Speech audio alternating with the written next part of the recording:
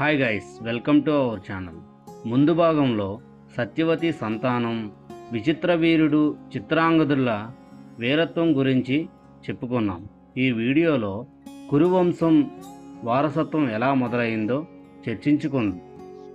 సత్యవతి పెద్ద కుమారుడు విచిత్ర వీరుడు సంతానం లేకుండా మరణించడంతో కురువంశానికి వారసులు లేకుండా పోయారు. సత్యవతి తన ఇతర కుమారుడు అయిన వేదవ్యాస మహర్షి సాయంతో ఈ వంశాన్ని కొనసాగించాలని నిర్ణయించుకుంది. అంబిక మరియు అంబాలిక విచిత్ర వీరుడి భార్యలు. వీరు కూడా సంతానం లేకుండానే ఉన్నారు. కాబట్టి సత్యవతి వేదవ్యాసుని పిలిచి వారి ద్వారా పిల్లలను కలిగించాలని కోరింది. మొదట అంబిక వేదవ్యాసుని ఆశీర్వాదంతో ఓ కుమారుణ్ణి కనింది. ఇతడే ధృతరాష్ట్రుడు. అయితే అంబిక వేదవ్యాసుని రూపం చూసి కళ్ళు మూసుకోవడంతో ఆమె కుమారుడు అంధుడిగా పుట్టాడు.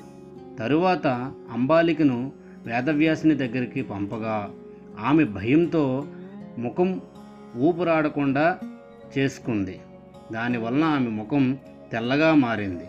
అందువల్ల ఆమె కుమారుడు పాండుడు తెల్లగా పుట్టాడు. ఈ విధంగా వేదవ్యాసుడు ద్వారా అంబికకు అంబాలికలకు కుమారులు కలిగారు.